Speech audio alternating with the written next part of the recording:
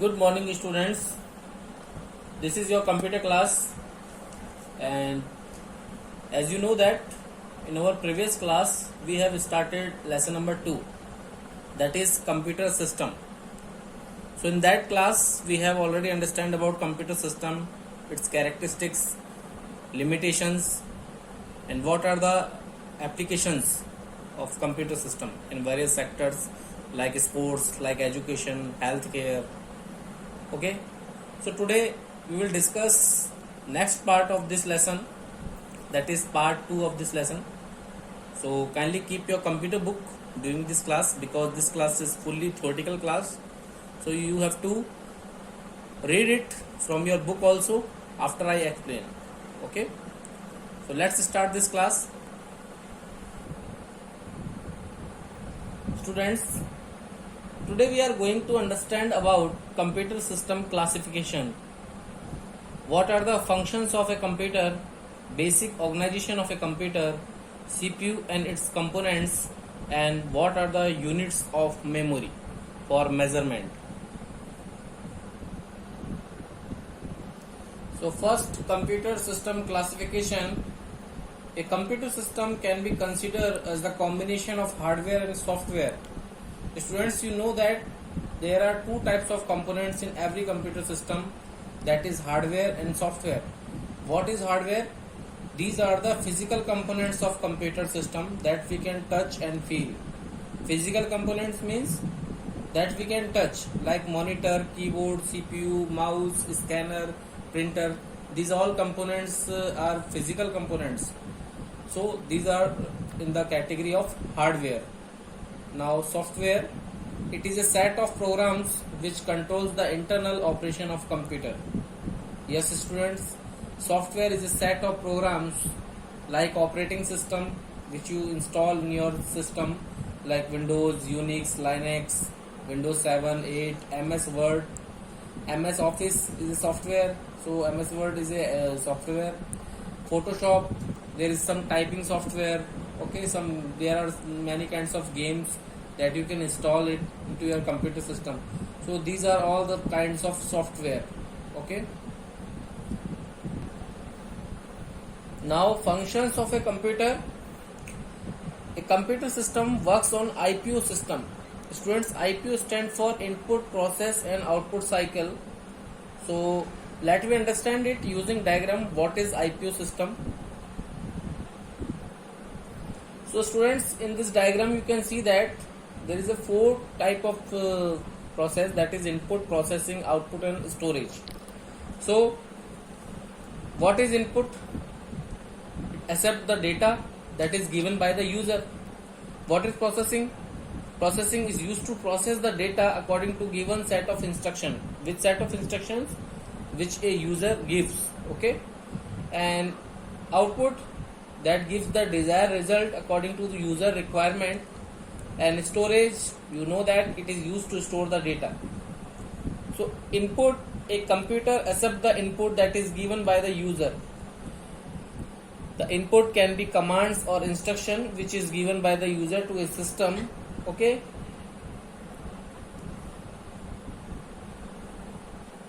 this input could be a single command to do a task or a set of instruction to perform a series of steps. So this set of instruction is called the input. Next is processing.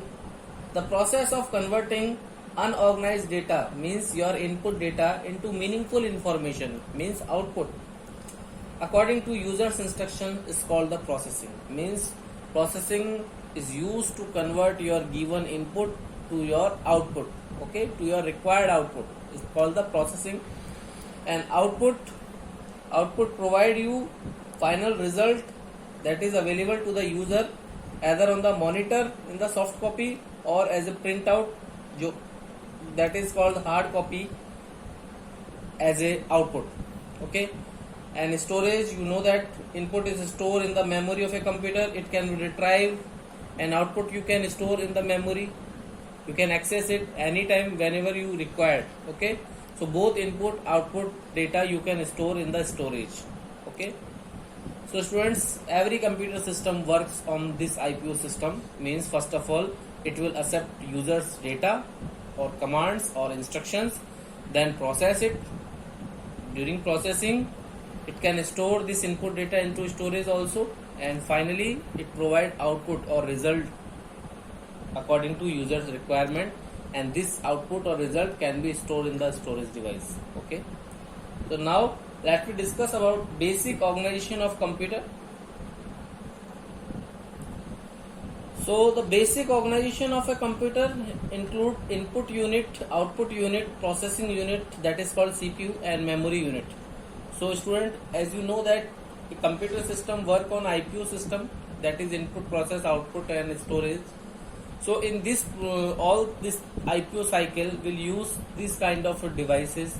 That is the basic organization of a computer, like input unit, is output unit, processing unit and memory unit. So let me discuss one by one what is the unit and what is their purpose. Students, input unit. In a computer system, input units are used to take inputs or commands from users into your system. Or we can say that it is responsible for providing data to the processor for further processing. So student, what you understand? Who provide data to your processor? Who provide data to your processor for processing? Yes, input unit. Input unit is responsible for providing your data to the processor for further processing. For example, if you want to calculate 2 plus 3, so you have to give command 2 plus 3, then this command will provide it to processor by your input device, that is keyboard, that can be mouse. Okay, and after processing, this result will be shown on the output device. You know that. So we can attach 2 or more input units with our system as per our requirements. And there are some examples like keyboard, mouse, OMR. OMR means optical mark reader, OCR, optical character reader, and BCR, barcode reader. Scanners, biometric identification devices is also kind of input device. It takes the thumb impression and retina scanning. Okay, so these are the input device or input units. Now output unit. The output unit is formed by attaching the output device to the computer. The output unit of a computer accepts the information from the CPU and displays the output in user readable form. Yes students, whenever you process any kind of instruction and command using computer system, it will provide you output by using output unit in user readable form. You can understand that. Okay, the commonly used output devices are VDU, that is visual display unit, LCD, liquid crystal display, printer, speakers, plotters. Plotters, you know that it is a kind of printer which is used to print out large graphics like maps, like chart. Okay, home architecture designs. So mostly civil engineers and architect will use that kind of device, that is plotters. Okay, so these are called output device. Next, CPU, that is processing unit. In a computer system, CPU is known as the brain of computer. Yes, it is a very important part of the computer which is used to process all kinds of instruction and command within the system. So students, it is similar to a brain in human system. Like if our brain will not work, then how we can take any decision? We can't take any calculation, we can't compute anything. So it is the brain of computer which is responsible for taking any kind of decision. We can calculate each and every kinds of operation by using CPU. Okay, CPU stands for central processing unit, you know, and in our computer system it is used to process input data. After processing, it provide output or result to the output device. Means which command and instruction that are given to our computer, the CPU will take and CPU will process it and provides its output to the output device. Okay, mostly CPUs also known as processors. Okay, so there are mainly 3 components of CPU that you can say its parts or components. First, control unit, second, arithmetic and logic unit, and third is memory unit. So first of all, control unit, as the name suggests, control unit controls the operation of every other components of computer system. It also controls the transfer of data and instruction among other units of computer. In order to execute the instructions, the components of computer receive signals from the control unit. It extracts instruction from memory, decodes them and sends the necessary signals to ALU to perform required operation. So students, control unit is used to control overall operation, overall internal activity of a computer system. It takes the signals from the input device and give it to ALU for arithmetic and logical operations. So all kinds of controlling work which will be done in the system, which is performed by the control unit, that is the main part of CPU to control overall operation of the computer system. Now arithmetic and logic unit, that is called ALU. So ALU performs the arithmetic and logical operations on the operands. Yes students, as the name suggests, it will use to perform arithmetic and logical operations. The arithmetic operations are addition, subtraction, multiplication and division, you know that. And the logical operations are comparison operators like greater than, less than, greater than equal and less than equal, not equal also. So logical operation test various conditions encountered during processing and allows for different actions to be taken. So the data or the operands act as an input for ALU and it generates the output as a result or computation. So which command or data which you want to perform, like addition 2 plus 3, it is a command, an instruction. So ALU will perform this kind of operation because this is under the arithmetic operation category. So arithmetic operation will be done by the ALU system. So you can do various kind of mathematical comparison and mathematical arithmetic operation by using ALU. So this is also controlled by the control unit. Okay. Now students, last, memory unit. So memory unit is the principal storage of computer. You know that it stores both data and instruction when entered. The data and instruction can also be stored permanently in this unit so that they will be available when required. So there are mainly two categories of memory unit, that is external memory and internal memory. So internal memory, you know that about RAM and ROM. RAM stands for random access memory and ROM stands for read only memory. So the difference between RAM and ROM is whenever your data is in the RAM and power is switched off, then data will be lost. But whenever your data is in ROM memory and your power is switched off, then no data will be lost. Okay. And external memory, you know that about hard disk, pen drive, CD-ROM, DVD, flash drive, memory card. Okay. So these all kinds of external memory devices you can use to store large amount of data very easily.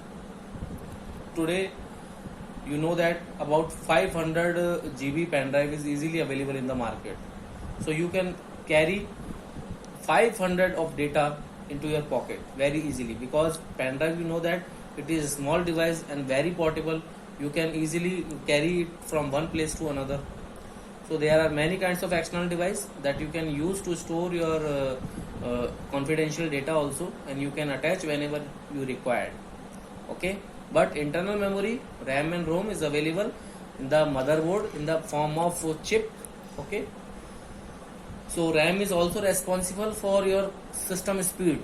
Okay. If you are taking hard disk of 500 GB, so at least 2 GB RAM is required. Okay. If RAM is not compatible with your external storage, then your system speed will affected. Okay. Now units of memory. Unit of memory is called the measurement. What is the measurement value of memory unit? Just like if we take milk, then milk is measured by the liters. If we take some rice or some kind of nuts, then it will be weight will be measured in the form of kilogram. So similarly, memory is measured by its various type of units. So a computer store and process data or information in the form of binary number. You know that the smallest unit of memory is bit, that is single binary digit, that can be 0, that is off, and that can be 1, that is on. So a single binary digit will store in a bit. Okay, so that is the smallest unit of memory, and you can see the other units of memory are also. That means 1 nibble equal to 4 bit, 1 byte equal to 8 bit, 1 kilobyte equal to 1024 byte, 1 megabyte equal to 1024 kilobyte, 1 gigabyte equal to 1024 megabyte, and 1 terabyte equal to 1024 gigabyte, and 1 petabyte. Yes, petabyte is not available in the India, but some places petabyte is available, can be available. Okay, I'm not sure, but 1 petabyte is equal to 1024 terabyte. So this is the petabyte is the highest memory unit in India. So you can see the chart. This is very easy to understand. That is the memory of computer system. So I'm closing this class. Your homework, kindly read all explained points of today's class from your book, because students, this is fully theoretical chapter, so you have to read it from your book very carefully and understand all the things. In our next class we will discuss about various type of computers. Okay, and those students have not submit their lesson 1 work PDF, so kindly submit it. Okay, thanks for taking this class. Students, if you have any doubts, you can ask me anytime. In summer vacation you have to perform some practical also. Okay, you can take a topic from your previous class also, or according to your choice you can do the practical of HTML also. In summer vacation, don't waste your time, you have to do practical. Okay, stay home, stay safe, have a nice day. Thank you.